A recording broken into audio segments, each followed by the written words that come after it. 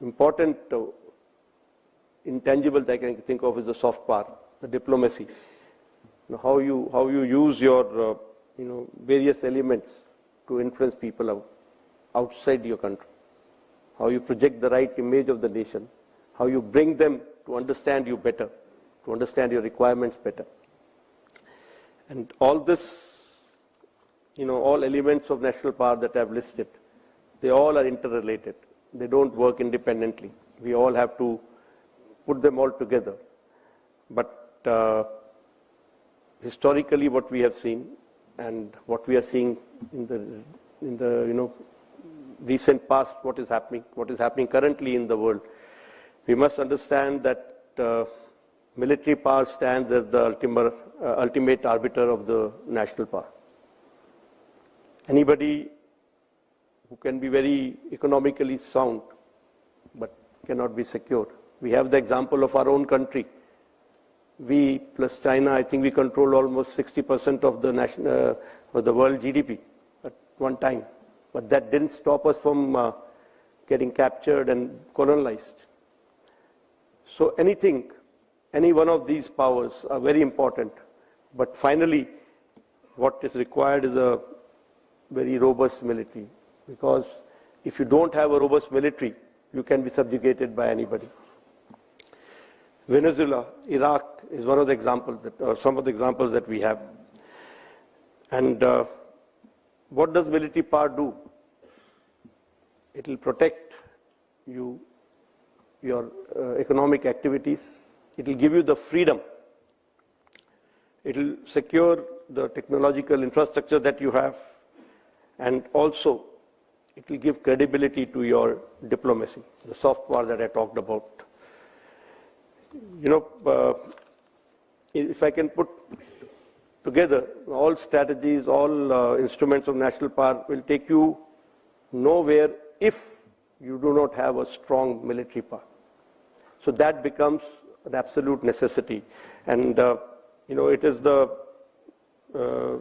military power which is very important, but along with that, it is the will to use that military power which becomes even more important. So you have to show that will, because unless you have the military power, unless you have the will to use it, you can keep showing restraint, but that restraint will be seen as a weakness.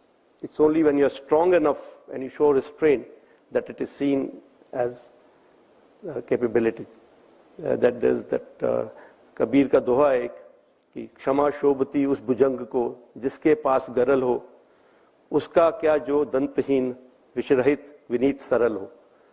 So we need to remember that unless we are a strong military power, unless we have shown our will to use it, we will be subject to subjugation sometime or the other.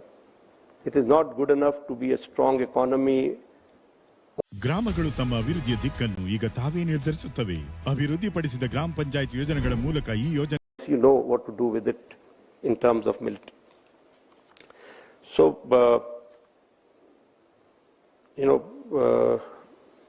whether it is, when I talk about military power, now when we look at what is happening around the world and what has happened in India, which part of that military power which has come in handy or which has delivered what was required to be delivered?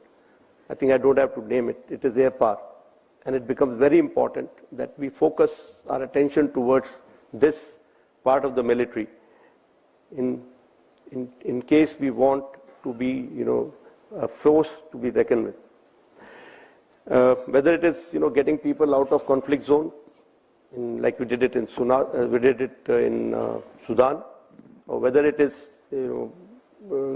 giving a blow to the terrorist infrastructure and their perpetrators, or whether it is attacking multiple bases in Pakistan in a matter of few hours to send a signal that enough is enough and bring them to their knees. It was air power which did the trick, and that has to be remembered. This year for Indian Air Force has been a seminal year. I mean to say 2025 I'm talking about, the last year. And we have achieved what even DG alluded to, and I'm not going to cover it. I think we all understand. I must tell you that I've been telling my people that let's not rest in past glory. Let's look at it, look forward from here onwards. The world is getting increasingly chaotic, and we can't be sure of what is going to happen ahead. So at least we can be sure of things that we can focus on, where we can help, where we can do something about. And we must focus on that, what we can influence. And right now, creating a strong military, like I said, especially the Air Force, becomes a necessity.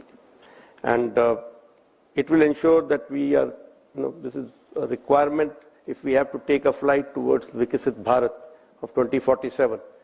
And that is where our focus should be. And I feel we have the mindset, we have the human capital, but somewhere we are lacking is technology, and that can be caught up with in due course of time. Unfortunately, our requirements do get requirements and timelines get affected by what is happening in our neighborhood, because we need to be prepared for our adversary. So whatever happens there, we need to be a little on the reactive mode at times. So while supporting all the R&D efforts that are going on towards indigenization, towards being Atmanirbhar, while supporting that, we need to take some decisions to, to invest in some other maybe Make in India programs. That means while design and develop in India is continuing, we need to take some quick decisions to get some Make in India program into our country, so that we get the technology and we get our products, the weapons and the platform that we need in near future. We need to catch up with the technology.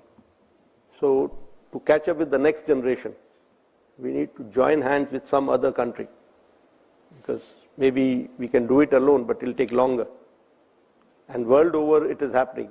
We are all into strategic partnerships. This is the right time to get into a strategic partnership for development of next generation platforms and weapons.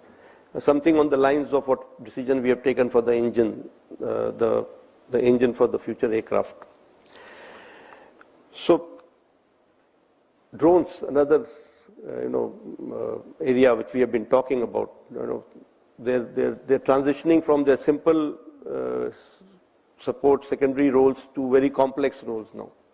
This is one area which is where importance of the drones and relevance of drones is increasing by the day, whether it is drones or MUMTI or swarms, or whether it's counter drone systems, or whether it is having a UCAV kind of a drone which will enter an area of high risk. So this is one field which is rapidly growing, and our focus should remain towards acquiring this capability as early as possible. And again, whether it is in terms of developing or having a parallel path where we are developing some and you are buying some for the time being and making some in India. So I think more will be talked about. We are going to release a book on drones today, so I think that book will contain a lot about it. So if I can conclude, I can say that when we honor the legacy of Air Marshal Subroto Mukerjee, we must remember that the true strength of India's national security architecture lies not only in what we possess, but how thoughtfully we prepare to use it and prepare for what lies ahead. And like I said, since military is a major part of our national power, it is important how we equip ourselves and how we, rather more importantly, how we utilize what we have. So as far as equipping is concerned, the immediate, we need to manage our immediate requirements while we are looking at our, options to become fully Atmanirbhar by 2047. The immediate requirements have to be managed now. And as far as how to utilize what we have or what we are acquiring is concerned, certain things that need attention are, coordination between services where we have similar assets, and not only just services, other agencies also. Drones is one example. So that duplication of effort in equipping and training is reduced, and also make sure, I think this was very beautifully brought out by DG also, that what Air Marshal Subroto Mukerjee understood and said, that we must be, we must have anticipatory force planning. So we need to make sure that our capability development is in consonance with the roles and tasks that are assigned to us now and what are expected in future. We should not be taking a jump into the future and thinking about roles which are not there for next 10 to 15 years for us, and wasting our effort, money, energy towards that. We must realize what we need today and in the next 10 years, and must focus more on that as far as immediate requirements are concerned. And we must understand that every service has their core competency, and it is best that we tackle our primary roles and leverage the core competencies of services and other agencies. That is the real essence of multi-domain operations. So, very relevant topics, two topics that have been chosen for the two sessions today, and I wish this seminar a success and look forward to having insights then that will emerge after the discussion. My compliments once again to CAPS for organizing this, and thank you very much for being here. Thank you. Jai Hind. Officers from the three services, members of media, ladies and gentlemen, very good morning to you all, and a very happy 2026. It's a pleasure to join here today on this 22nd Subroto Mukerjee seminar, and the first one of this Silver Jubilee year of the CAPS. It honors the father of the nation, father of the Air Force, Indian Air Force, Subroto, and a lot has been said about him by DG CAPS. I was also reading somewhere that he built the Indian Air Force in an era of, constraints, uncertainty, and limited resources. So when I look at myself today, the 25th chief after him, if I can call, I don't think much has changed. So, but when we talk about era of constraints and limited resources of that time, I think that was very, very different, very different. And the kind of foresight that that individual had, that put us on the right path, because they say well begun is half done. So I think that is where the strength lies, that he put us in the right path, and we've been growing from strength to strength. Of course, when I look at my all other predecessors also, I think I'm very much better placed than any one of them, because resource crunch continues to get the resources continue to get better and better. Air Marshal Mukerjee, as DG CAPS has just brought out, he understood something very fundamental about air power well before it became fashionable to quote it like that. That its air power is not just merely aircraft and weapons and platforms, but about thinking innovatively and utilizing the resources to one's advantage and think ahead of the adversary.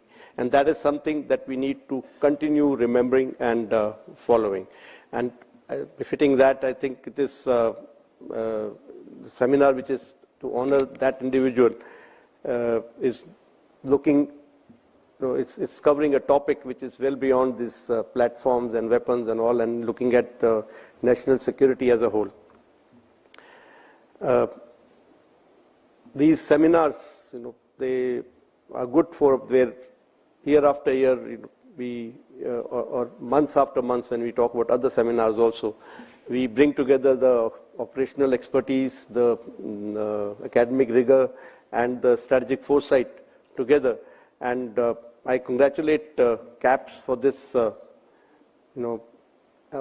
CAPS and in particular, I mean to say, in particular, all the former DGs and the current one for, for their personal involvement in all these, which ensure success.